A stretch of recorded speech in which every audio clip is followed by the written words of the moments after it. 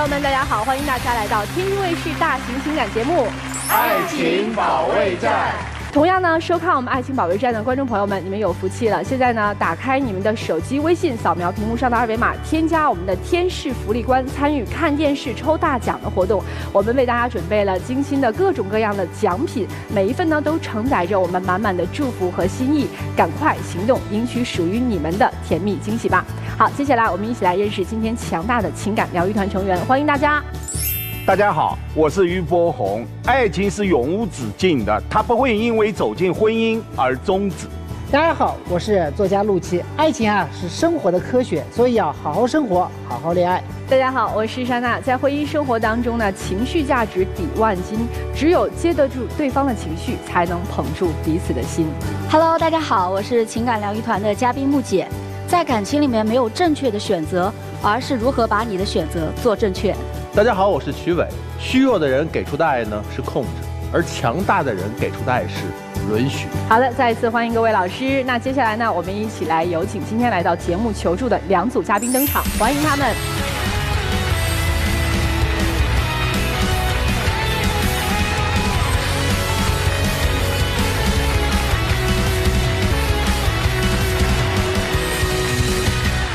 本期第一对情感嘉宾张先生32岁，来自天津销售；李女士32岁，来自山西，全职主妇。他们遇到了怎样的感情问题呢？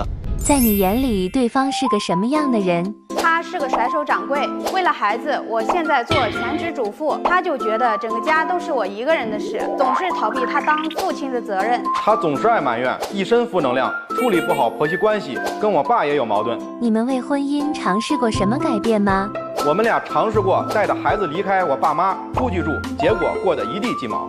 你们的婚姻处于什么状态？他不敢出去工作，不敢把孩子给我妈，感觉我俩走进了死胡同。我觉得我在他们家人的眼里一点价值都没有，我们的感情越来越冷淡。听完了这简短的几句对话之后，瞬间有点压抑。全职宝妈，对，现在婚姻走进了死胡同，觉得感情很冷淡。对，是这样的，主持人。就开始的时候，我俩没有那么冷淡。我们俩人结婚的时候吧，过得还挺好的。就是因为当时的话，我们家给了20万的彩礼嘛。我媳妇儿嘛也把20万带回来了，因为我当时的话是买车买房，就是给我们小家用嘛，对吧？我对她就感觉特别的惭愧，心里特别内疚啊。那段时间。后来的话，我就是做了一些这个投资理财，挣了点钱。我呢跟朋友一起做嘛，我也想的话，为了家的话多挣点嘛。当时就这个想法。我挣的时候没说我，但是后来的话，我就可能赔了10几万，对吧？这有赚有赔啊，就一直在埋怨我。当时都不是这样的，因为他当时跟我商量这件事，我说这个东西咱们不要轻易触碰，因为我现在没有工作，然后我们仅有的财产你一下全拿出去做了投资。但是的话，他之前的话就一直会念叨啊，我拿那20万的彩礼给你了，对吧？给你买车买房了，就总是去说这件事儿。你挣钱也挣不了多少钱，上来就说我，天天回去就说我，那还说啊，我回山西吧，咱们俩人别过了，天天那样说，那我怎么着？我每天的话我不难受啊？那我不难受吗？我自己在家，你说我一个人，我一个孕妇，我也没法。我不是也想着让你过上好点生活吗？哎，你俩结婚多长时间了？我俩目前结婚4年了。孩子几岁了？孩子目前1岁半。谈恋爱的时候谈了多久结婚的？谈恋爱的时候大概谈了4、5年吧，然后结婚了。4、5年，那感情挺深、挺稳定的，走进婚姻。对，就证明这个婚姻走的还是挺谨慎的哈。但是后来您知道吧的话，还不仅这一件事儿。你像孩子刚出生的时候，我们家是农村的啊。冬天很冷嘛，是那种调节的那种手动调节的那种暖气。然后我妈妈的话给孩子的话就是你暖和点啊，对吧？那不是那么回事儿，因为当时孩子出生我是剖腹产，然后婆婆呢就主动过来说帮我一起带孩子。当时的话那个医生出院的时候嘱咐了，孩子怕热不怕冷。然后回到家之后，我婆婆她把家里的温度呢调到60度，然后晚上睡觉的时候给她盖个大厚被子，导致她第2天早上起来，她那个眼睛那儿长满了眼屎。她肯定不想让孩子冻着呀。还不止这一件事情哈，还有更离谱的。当时我们去了医院，然后医生给拿了那个药膏，我每天都给他得抹这个药膏。然后就是热的孩子是不是起那个湿疹了，对吧？对。但是在他们这个农村人眼里，他们觉得这个孩子长湿疹就应该用那个土偏方。我婆婆在我没有经过我允许之下，她抱着孩子去了旁边那一家，说那个老太太说了，那个土偏方那可以治这个孩子这个湿疹，很有效果。然后她都过去给他抹上了，抹完这他反倒是起的更多了。那当时的是你跟我着急是怎么说的？是因为说啊，你妈妈的话该偷着抹，对吧？然后你我觉得我作为母亲，我有这个知情权，对吧？他瞒着我去做，这只是一件小事，我只是觉得他这个行为，我只是觉得他这个行为，对吧？他这个行为很过分，我就接受不了。是我知道，但是的话，就每天我下班回来就一直说。那回有一次的话，我感觉做的稍微有点过分吧，对吧？就是有一次的话，那孩子玩个小鸡什么的，然后就一直说，你买个小鸡，你看看把孩子弄的。那不是，那会儿孩子大一点了，我们在廊坊市区买了房子，然后正在装修，然后装修师傅给我打电话说让我去看一看该怎么弄，我就跟那个我婆婆请了半天假，我说婆婆，我说你帮我带好孩子，我说家里的家务呢，等我回来我自己做。我出去了，等我回来之后，我发现我婆婆她在那儿又收拾家务又洗衣服，把孩子呢就扔给了我老公的爷爷，然后我就看着孩子脸上到处是划痕，然后手上臭臭的，我就问他爷，我说他干嘛了？他说他让他玩小鸡了，然后我就赶紧带着孩子去洗手嘛。晚上到了12点钟，我摸着他身上特别烫啊，我就感觉他这个不对劲儿啊，我就让我老公我说赶紧拿个体温表来测，一测他39度4，哎呦把我吓一跳，我那会儿我都。我手足无措，我赶紧叫上他，我们就去了医院，去挂了急诊嘛。医生说这是属于细菌性感染，然后回来一直这个发烧干嘛？我就让我老公呢，就说跟我婆婆沟通一下，他就对我一通数落，一通埋怨。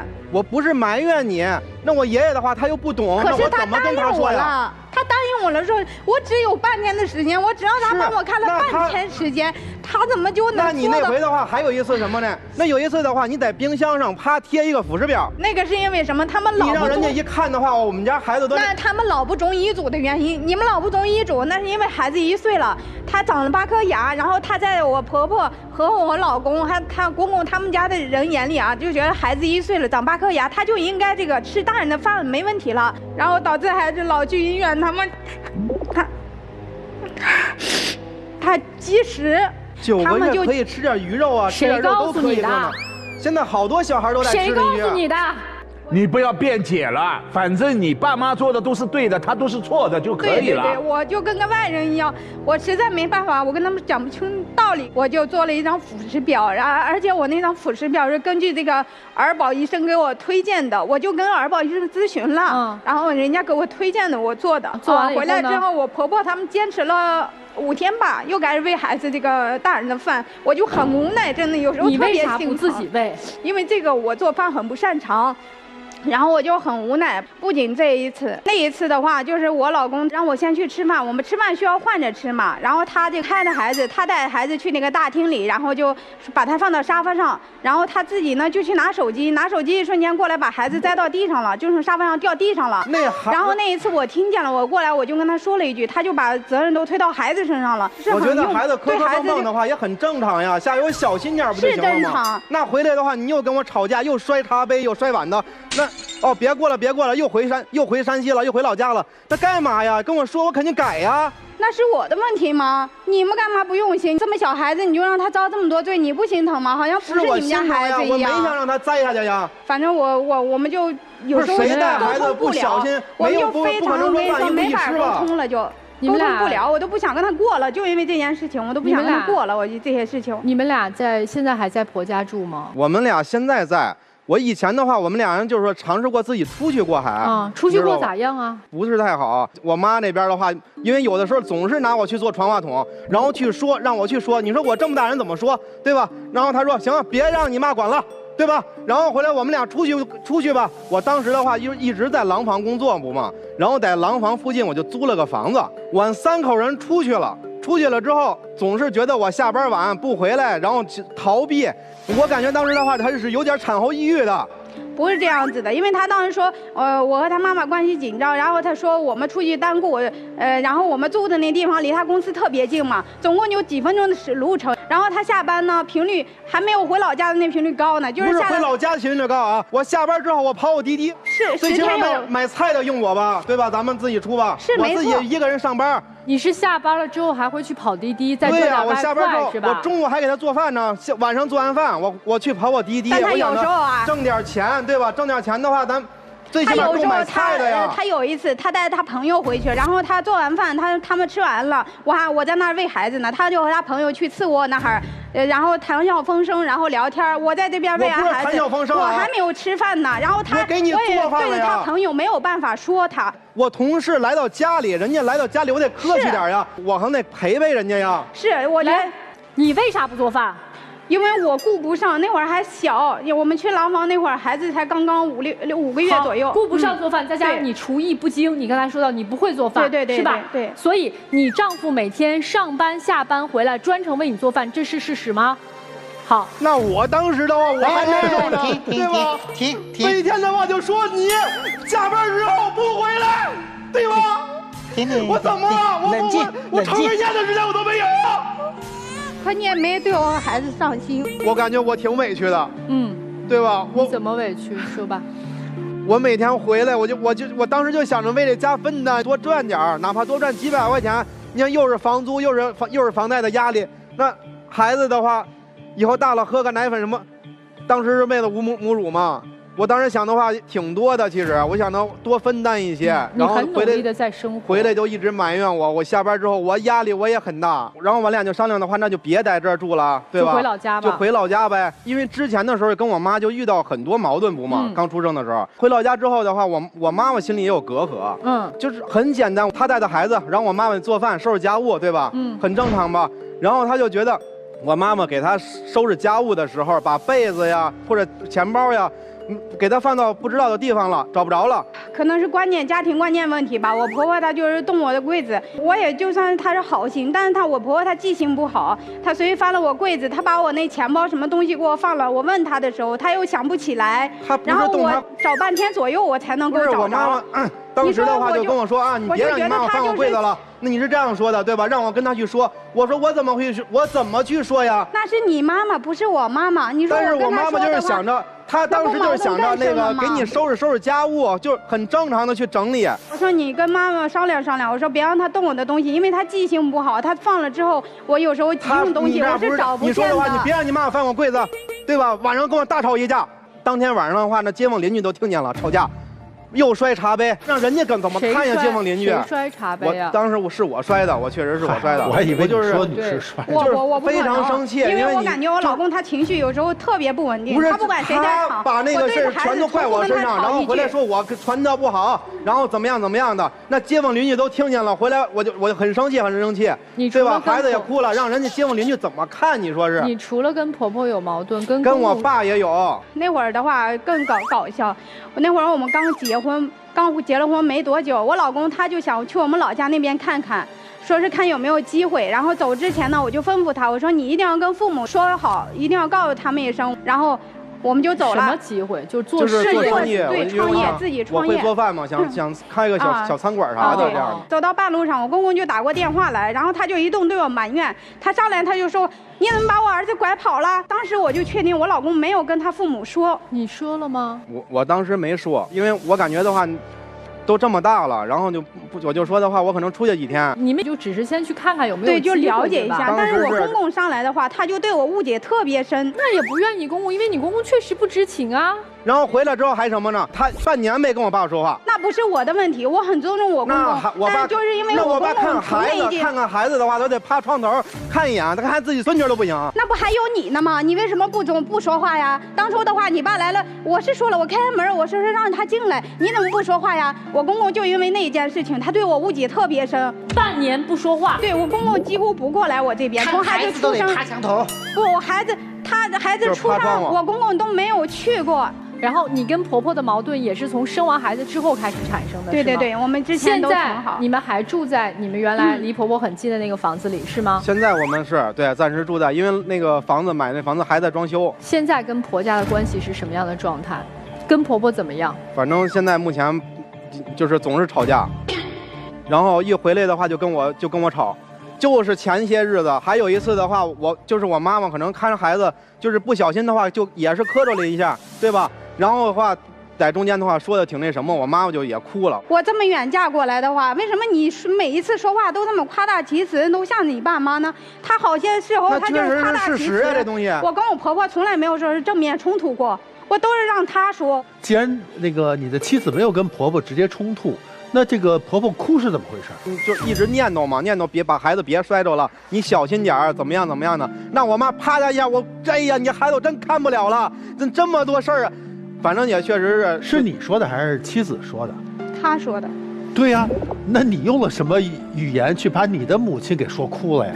这是你表达方法的问题吧？我有点表达方法，所以你不能都赖你妻子啊。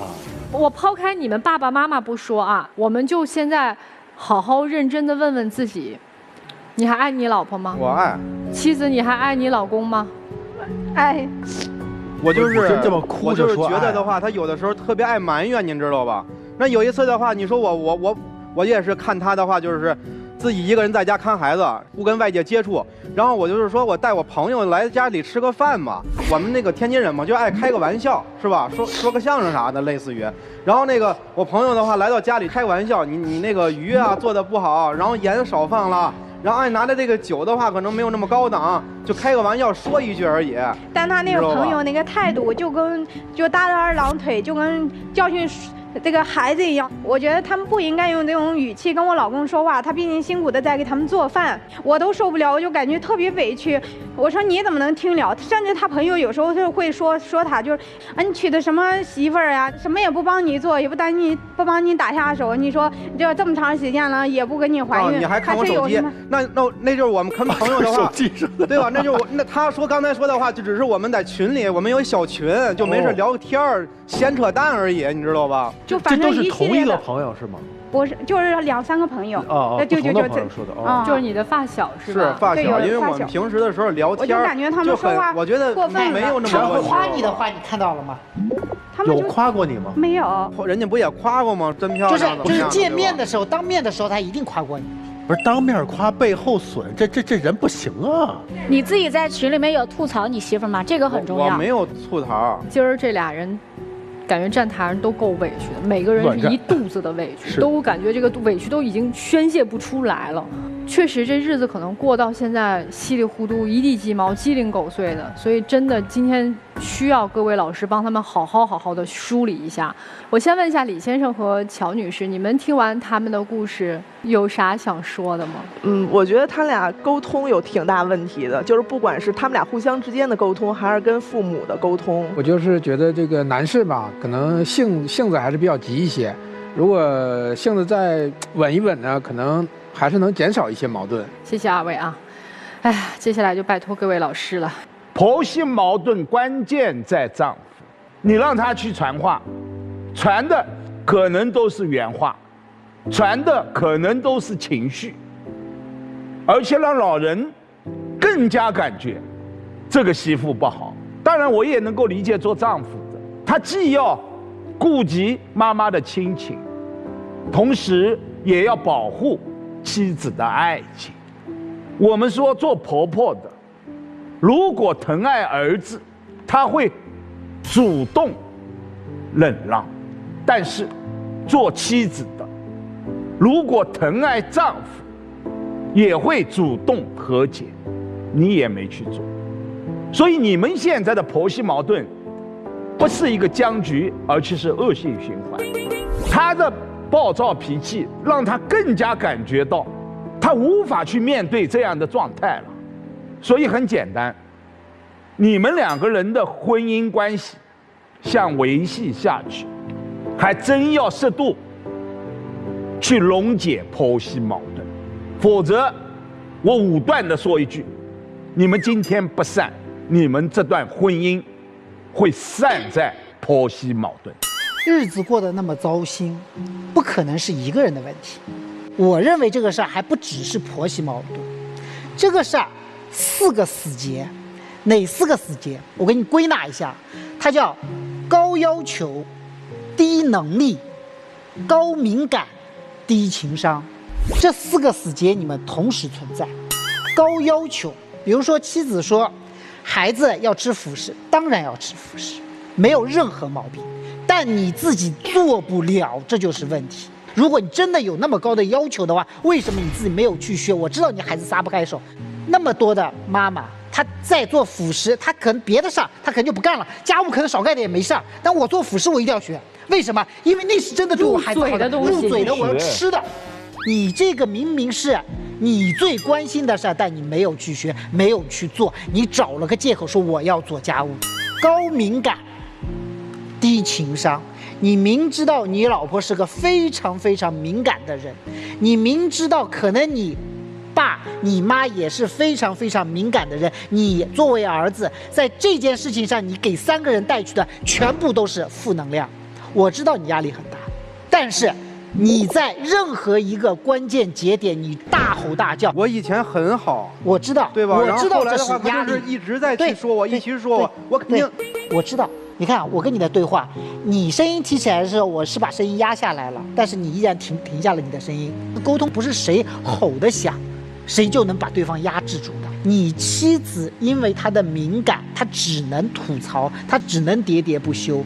这个时候你就算有再大的压力，那么好，这个时候我让你想一想，我让你思考一个问题：一个家庭里面是母亲和妻子的情绪更重要，还是跑滴滴多挣200块钱重要？肯定是情绪更重要。对，但是你没有抚慰他们的情绪，你承受压力的这个时间，你去跑了滴滴，这是你的决策错误。所以你在这件事情上，你应该花更多的时间去协调家庭的矛盾。2位，我希望你们听明白，一个好的家庭需要3种人。第一种人是专门赚钱的，第2种人是专门管家的，第3种人是专门宣泄情绪的。结果你们赚钱的那个人没把钱赚好，管家的人没把家管好，宣泄情绪的人干脆就没有。所以日子要过下去，好好听清楚我今天说的这一番话，你们每一个人都要有改良的地方。妻子要提高自己的能力，你和你爹你妈多聊聊，多谈谈天，都不需要说你老婆说孩子，就多陪陪他们。现在赚钱这个事儿不是你们这个家最重要的事儿，所有人的情绪，把事儿都聊开，是你需要做的事儿。你们2个人知道刚才在台上这状态像什么吗？你们都把自己的耳朵给堵住了，听不到对方，甚至包括我们在说话的时候，你们2个人都不太愿意听，因为你们都活在自己的世界里，都活在自己的世界里，就会让你以自我为中心，在这个家里面，你任何人、任何情绪都看不到，你们家里面爱是不流动的。我觉得2个人都特别的委屈，也都想把这日子过好，但是都无能为力。为啥？因为你们除了会埋怨，除了只想表达自己的情绪和感受，只想倾吐自己的委屈，根本不想去看对方。你一直说你妻子爱抱怨，你不爱抱怨吗？夫妻2个人就是一面镜子，你看他什么样，你也是什么样。你一直也在抱怨啊，先生。今天我其实更多的是想说说女士，你当妈没有当在点儿上。你去指责你老公、指责你公公、指责你婆婆的时候，你怎么不指责你自己呢？最基本的一个辅食都不会做的妈，我真的觉得天下没几个。你从来不往自己身上找问题。你说你远嫁，你觉得自己特委屈、特可怜，远嫁有人逼你吗？自己选的吧。没有那个能力，为什么要选择远嫁？到了这个城市生活，你有这个适应的能力吗？没有。你到现在有朋友吗？你在这个城市有自己能够叫得出来吃个饭、喝个咖啡、聊个天的姐妹吗？在这个城市，除了你老公和你公婆，还有你孩子，你还有啥？工作也没有，什么都没有。我不知道你是之前做什么工作的，我希望你能够重新回到工作岗位上去，这样你放过了你自己，你也放过了你们全家人，甚至放过了你的孩子。还有先生，我觉得更多的给予一个刚刚生育完、情绪不稳定的一个女人一些包容吧，因为她不容易，她现在很可能是处于在一个特殊的时期，因为孩子刚刚1岁半，女性在生完孩子2年之内的激素都是不稳定的，她很容易哭，很容易敏感，她很容易对很多的事情都非常的在意，有一些是她生理性的，所以多抱抱你老婆，给她一些爱。在你们的婚姻关系里面。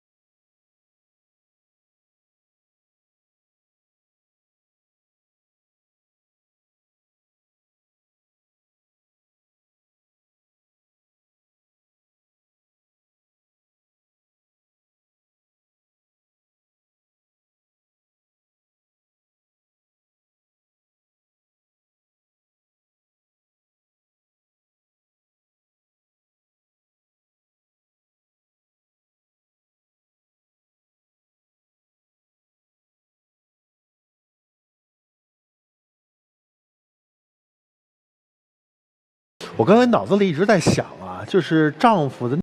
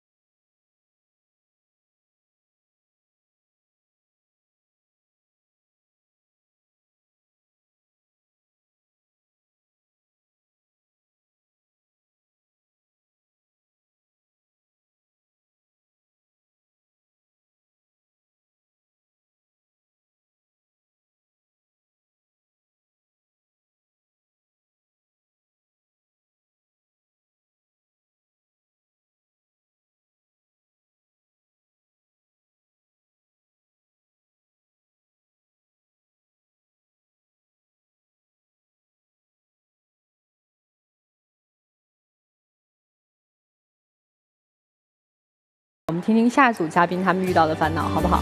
来，两组嘉宾请交换位置。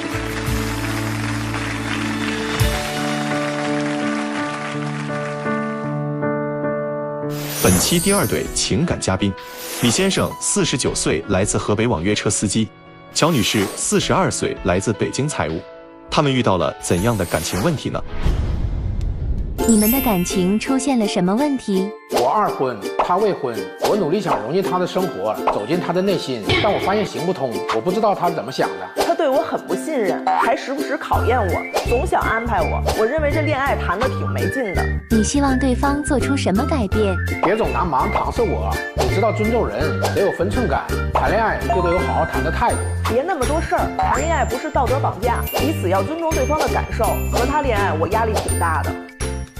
这男士说了，你这谈恋爱得有点谈恋爱的态度。女士说，你别那么多事儿。你俩这恋爱怎么还谈出了不一样的感觉呢？男士是经历过一段婚姻的是吧？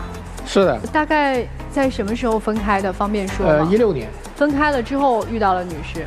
对，你们2个人谈了几年了？1年多。您是一直没有？对，我是一直没有，对，没有结婚。对对对。咋一直没找到合适？年轻的，可能20来岁的时候有，然后当时可能时机不对啊什么的就没结成，然后就是越待越毒嘛，越待越毒。对对对对对。那咋就看上他跟他谈了呢？他是朋友介绍的，就虽然说他2婚岁数比我大嘛，但是又比较疼人，然后呢又有点文艺范儿，然后2人呢接触下来聊的也还挺不错的，然后呢就确认关系，就交往了一段时间。但是交往一段时间，发现反正现在也是有挺多问题的。那你在上一段婚姻当中有孩子吗？有女儿，跟着前妻。你接受有孩子的男人是吧？其实我开始是不太接受的，但是就接触下来，人还是确实不错嘛。然后也一点一点在接受嘛。你有见过他的孩子吗？没有。那接下来我们就说说你俩的事儿啊。这咋了？对一个恋爱态度感觉差距这么大呢？这个说对方事儿多，那个觉得对方态度不端正。这谈恋爱需要有个啥态度呢？我想明确一下。是这样，我们其实在一起有1年多了，但是这么长时间，这个很多事情以来呢，让我感觉，他对我们这个关系可能还没有完全认可，然后对我这个人呢，还有包括我的家人啊、朋友啊，也不是很尊重。就说我这个父母的事吧，上次他们过来看我。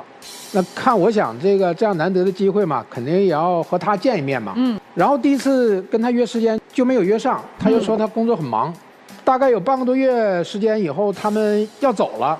要走了，我说那临走前怎么样也要安排个时间，怎么样让他们见一眼。这次倒是安排上了，但是这次来呢，人家是姗姗来迟，2手空空，而且最主要的吃饭的时候呢，也不是很能跟老人好好交流。其实是这样的，因为我一直一个人嘛，然后又没有结过婚，本来对于见男方父母，我其实不是很想见。然后他第一次约我呢，公司安排出差，然后我就出差了大概也就2周左右吧，正好他又说父母要走了，说见一面。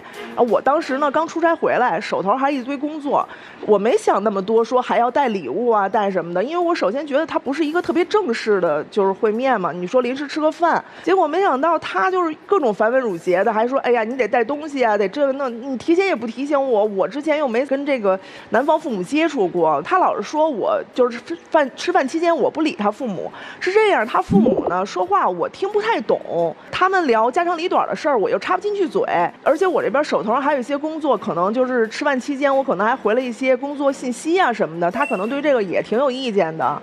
我其实没有什么不尊重他父母不尊重他的，如果我要是真的不尊重，那我肯定都不去了，因为我本来我就不是很想去的。其实你的意思是我没有结婚的打算，所以我没必要见你爸妈，至少现在没有。你说和老人见不太习惯或者怎么样吧？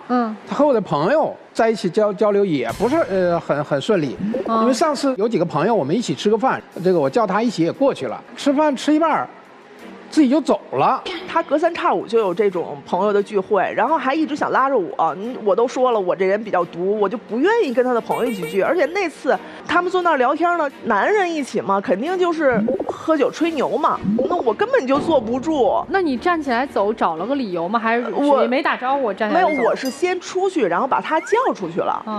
你有跟他的朋友挨个打招呼说我有事我先走？那没有，那没有。这事儿是这样的，这个朋友呢，原来我们也都是工作关系认识的，那么在一起交流呢，本来也是想彼此能够在生活中能够更熟悉一些，因为我们还考虑未来有一些这个业务上的有更多的一些合作。不是你不是开网约车的吗？原来是创过业的，现在这个开网约车也是对我来说也是个临时的一个暂时的一个工作，对，过渡。他带我去呢，给人感觉是什么？是让我去陪他应酬的啊，我就更不愿意去了。对，就是让我觉得本来上班就很累了，然后那个下了班以后我还得去陪他应酬。哎，那我问一下，女生你会把你的现在男朋友会介绍给你的朋友吗？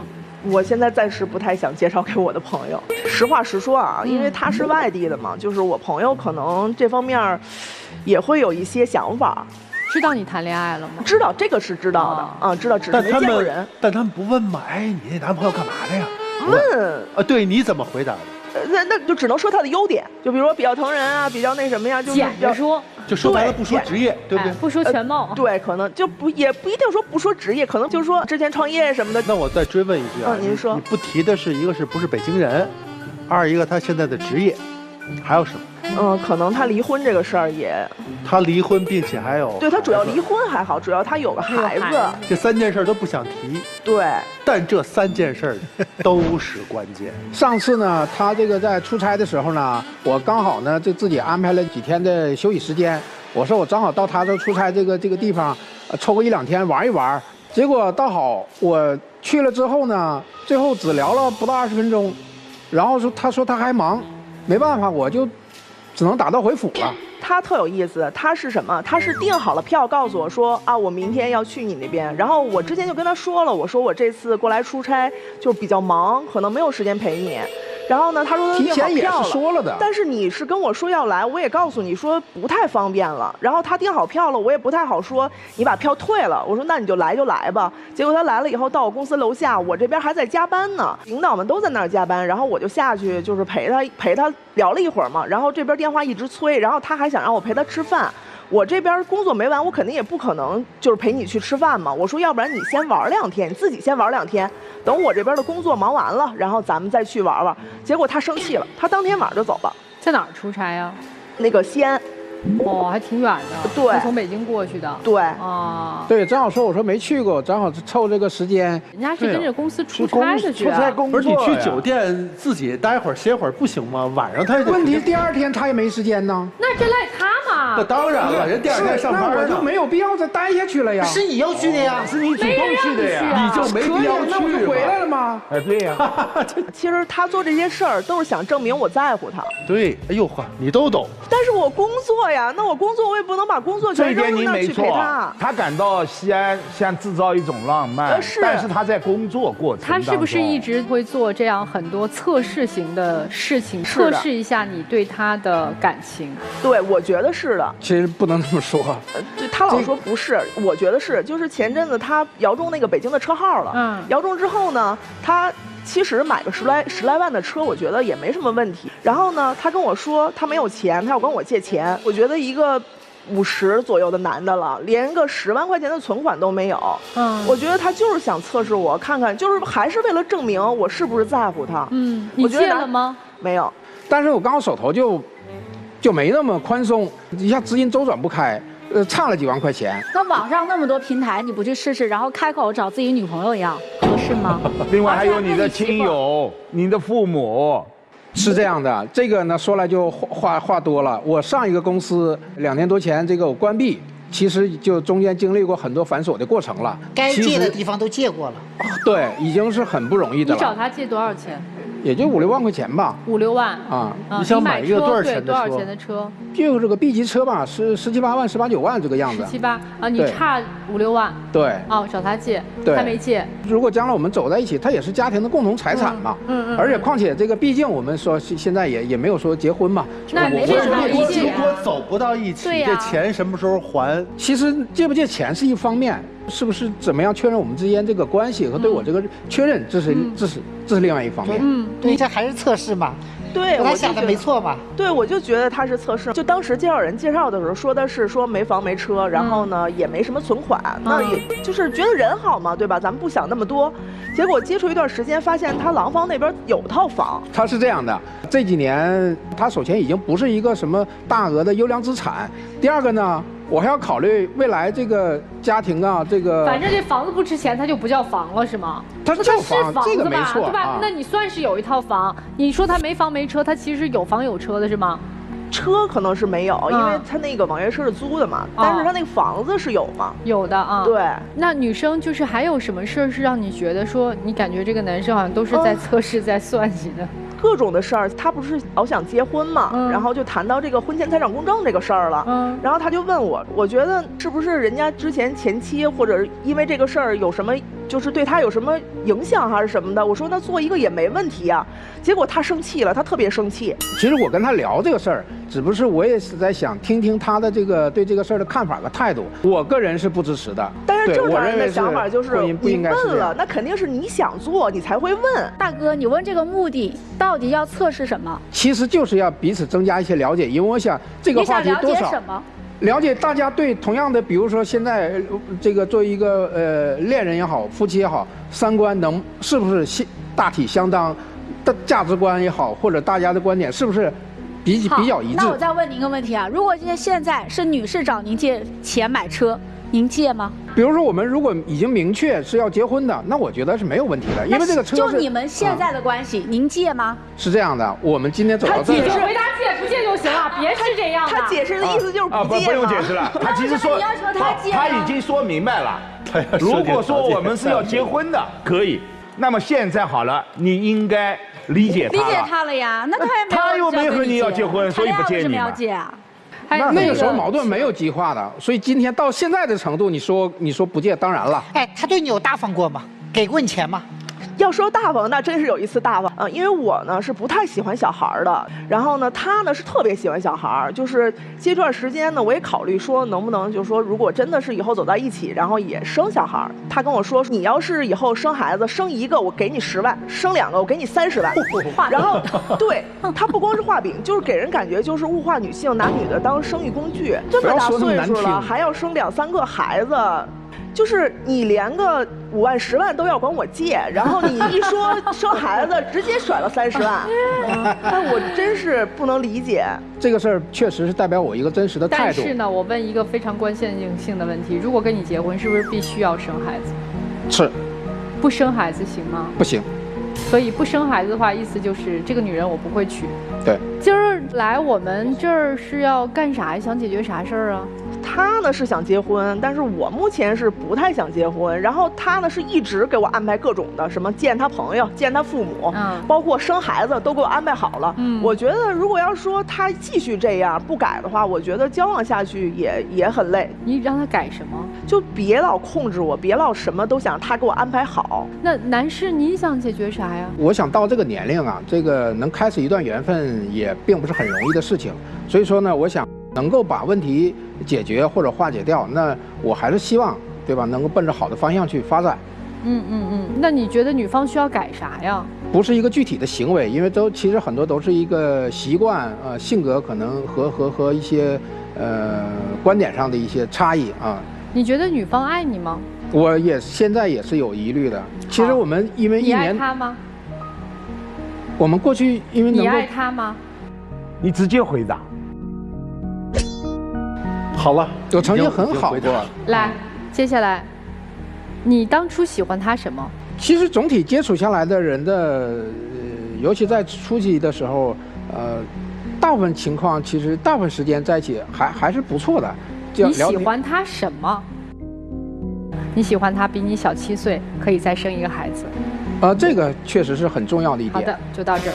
那女士，你当时喜欢他，你说的是因为他幽默？一个是幽默，二一个是我觉得他性格比较好，又比较会疼人。对，会疼人。对，你都没接触他，怎么疼你呢？因为是这样，他的工作不是相对时间比较自由嘛，他会去周边的饭店啊什么的，点一些堂食的菜，然后打包给我送到公司去。卖派员啊！那我们先来问问同样来求助的张先生和李女士啊，你们俩怎么看呀？他俩能结婚吗？你们觉得？我觉得的话，目前不太能结婚啊，因为那个男士的话有很多的话隐瞒，我觉得有任何事儿的话都要先跟女士说清楚吧，还是这两位三观可能不太合，然后呢，大哥有点虚伪，姐姐呢可能是也没有奔着结婚这个目标走。哎，这大哥跟你老公比起来，你觉得咋样啊？我老公好一点吧，你老公更好是吧？哎，好，来，那接下来我们听听各位老师怎么说。现在有一种说法，再婚男人最有面子的，那就是娶大龄未婚女人。朋友聚会应酬，你把他叫去，也就是为了面子。但是在整个过程当中，我看到了你对这一段感情的小心翼翼，也看到了你的急于求成。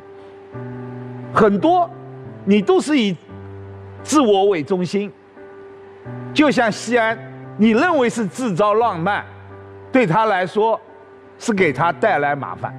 虽然你说1年多了，但是这位女士，她内心分明感受到，在这一段恋情当中，她力不从心。爱情它不是捆绑，它是彼此成就，你们成就不了。我最后也提醒男生，你在这一段恋情当中没有释放出多少的爱情，你已经让他一目了然，像一张白纸的看到了。你也是充满功利心的，您是有自己的如意算盘的，但是今天很显然，这样的如意算盘在他面前不奏效。为什么？因为他真实的身份是一个会计。你们俩人今天在台上把喜欢和爱表达得很淋漓尽致。喜欢是忍不住想要靠近，爱是无怨无悔的付出。你们没有无怨无悔的付出，但还是忍不住想要靠近。所以呢，我觉得喜欢是有的，爱确实没达到。你们两个人为什么会相互之间喜欢呢？因为你们恰好是2种完全不同的人。乔妹，她是一个筑墙少女，她那么多年，她刚刚说了，读的时间太长了之后怎么地，其实就是不断筑墙，把墙越筑越高。她在墙里面，她是非常自洽的，所以她是很通透的，她没毛病，她一点毛病都没有。她有朋友，过得也很舒服，有你没你，她都可以过得非常的舒服。你不是，你刚好相反，你很自虐。你别看你朋友多，你又得一会儿要考虑，哎呀，我和他是不是真心交朋友？一会儿要考虑我和他有没有项目可以做，一会儿要考虑谁是我的资源，一会儿要考虑我要给别人呈现出什么样的价值，一会儿要考虑我那贷款怎么办。所有的事情你都在拧巴当中，所以你们两个人，你看，内在你很拧巴，他很通透；外在你好像看上去是非常的开放，他是筑墙的。但正是这种不同，导致了你们之间相互的喜欢。这个时候好了，你看你的一个需求坏事了，就你要生孩子，而且你要抓紧时间生孩子。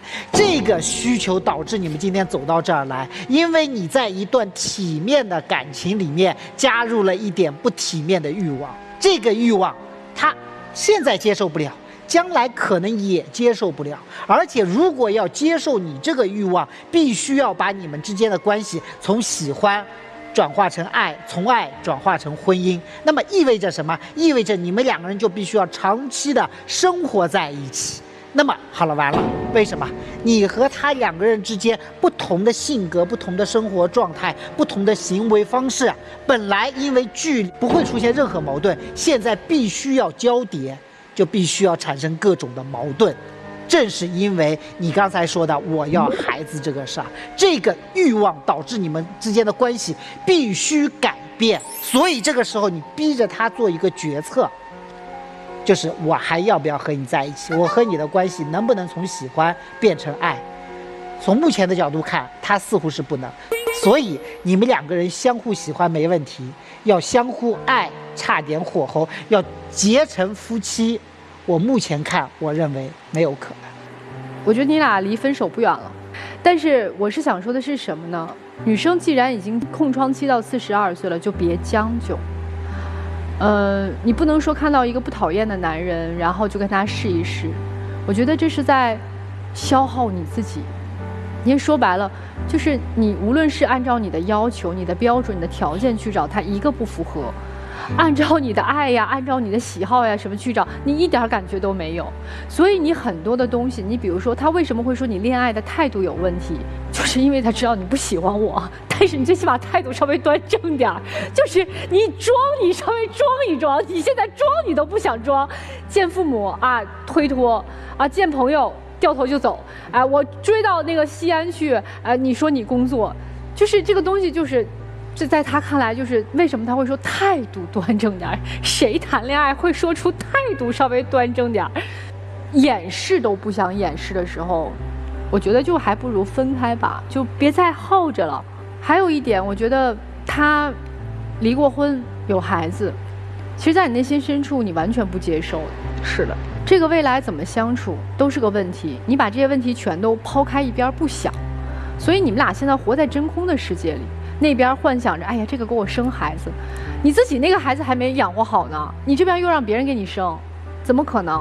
你们就不要欺骗对方，也不要骗自己，真诚地面对自己，面对感情，面对未来。我觉得无论到哪个年龄阶段，只要真诚，相信爱情依然存在，你一定会转角遇到爱。大哥呀，我觉得你整个人让我觉得你特像一个机器人，你是设置了程序。我现在要找老婆，然后我要生2个孩子，我的目标必须得怎么样做到，我不管他的感受。这就像你在没有经过乔女士的同意，对吧？邀请她见您的爸妈，然后带她去见您的朋友，这些都是您的节奏。您想的这段关系我要怎么去推进怎么做，但是你根本就忽略了你的另一半，他愿不愿意，他内心到底怎么想的。所以我觉得您在刚刚描述过程当中，我觉得所有的行为没有爱，只服务了自己的目的。所以在这个过程当中，其实会让女方觉得什么，她没有感受到被爱。就包括可能您想买车也是为了自己的事业需求，但是你开的这个口的时候，会让女人觉得你不够爱我。另外的一个点就是在这个相处过程当中，您稍微有点跌位了。刚刚乔女士说了啊，这个又杀到西安去，不经过人家的同意，然后安排这安排那，您已经是孩子他爹了。所以在这个过程当中，干嘛多听听他的意见，他想要什么，倾听他的声音，你们的关系才能走下去。因为追女人要攻心啊，这个是需要您去琢磨的一点。还有一点，有些观念有些话题不要随便聊。您就是个大直男，什么婚前财产公证咋啦？你肯定不会在台上承认我看上你北京什么房子，北京的什么车，肯定不会去说这些。但是你问出这个话，会让女生体感非常不好，因为现在谁有资产谁有钱，是乔女士不是您啊，对不对？所以她站在女人的角度，我觉得这个可以做没有问题，因为你问了这个问题，你想去做测试，但是你这个测试是打自己的脸，所以有些话不要提不要问。在这段关系里面，你所有这种理性背后，你所有的动作都是你不断的想去对方去寻求，我想把他抓住。但是当一个男人特别想去用这样的方式抓住一个女人的时候，他就没有了魅力。再说一下乔女士，我觉得您非常清醒，我要点个赞。我觉得没有被这些花言巧语所迷惑，我觉得很棒。我觉得还是要追随自己的心，到底是进入婚姻还是不进入婚姻，都是您的选择。但是最终只有一条，我要我快乐就好。谢谢木姐。那如果想更多的了解木姐的观众朋友呢，大家有一个方法非常的简单啊，你们只需要在微信搜索木姐的微信公众号，并且添加关注就可以了。那大家可以回复“爱情保卫战”这5个字，就可以获得新人礼包。你们俩之间关系我不想探讨了，因为都摆在那儿。我也相信李先生看得懂，49岁，阅历颇丰。但做出如此貌似不明智的举动，比如一定要把这个家生饭呀呈给自己的父母、朋友去看，我觉得让我想不通。因为你看啊，就是明显你们是不可能的，你知道的。即使你通过你的甭管是手段还是方法，然后在一起了，也一定会分，因为太不合适。2种选择，我的建议啊。第一呢，你现在就踏踏实实的别谈恋爱，更不要想什么结婚要子。你踏踏实实的先把事业这块做好，因为人的精力都是有限的。如果你在一件事情上你都做不成功，你试图也可能会用其他方式去改变现状什么的，这个方向就错了。踏踏实实去创业吧。其实您说的我赞成。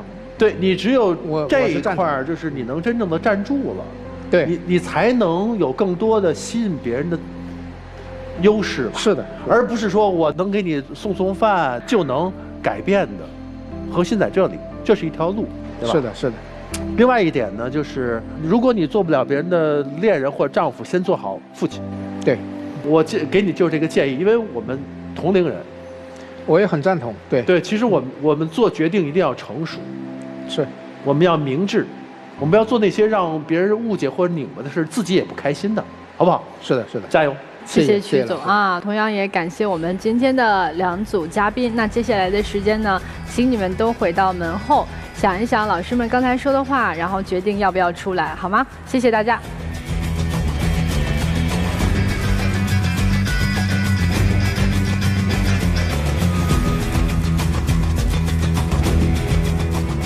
来，接下来呢，我们一起来看一下我们第1组嘉宾，他们2个人是否会出来呢？来，3、2、1，请开门。他们肯定会出来。果然出来了。对比了一下之后，发现老公还可以。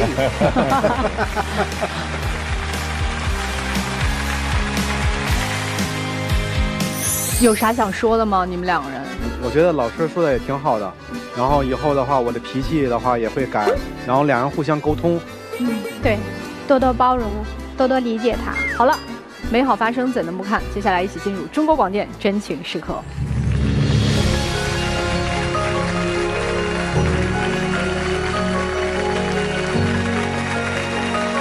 好了，请亮灯。抱抱感觉怎么样啊？感觉挺好的。你呢？你可僵硬了，你知道吗？这期节目你俩一定看。看完以后，你们感触会非常深的。好，谢谢你们来到我们的节目，谢谢你们，祝你们生活幸福。谢谢老师。再见，来这边请。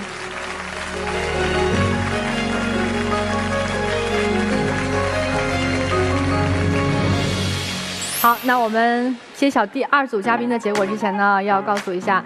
现在正在收看我们爱情保卫战的观众朋友们，你们有福气了！打开微信，扫描屏幕当中的2维码，去添加我们的天使福利官，参与看电视抽大奖的活动。我们为大家精心的准备了各式各样的奖品，每一份都承载着我们满满的祝福和心意。赶快行动去赢取属于你们的甜蜜惊喜吧！好，我们一起来开门看答案。3、2、1，请开门，福慧出来。出来的可能性都没有。好的，是不是啊，陆琪老师？我觉得在哪个年龄阶段都应该要相信爱情的存在。对呀。所以呢，不管怎么样，千万不要将就，不要凑合。看电视选广电，办宽带选广电，用手机选广电。本节目是由中国广电天星公司独家冠名播出的。非常感谢我们几位老师，也感谢电视机前观众朋友们的收看和陪伴。我们下期节目再见。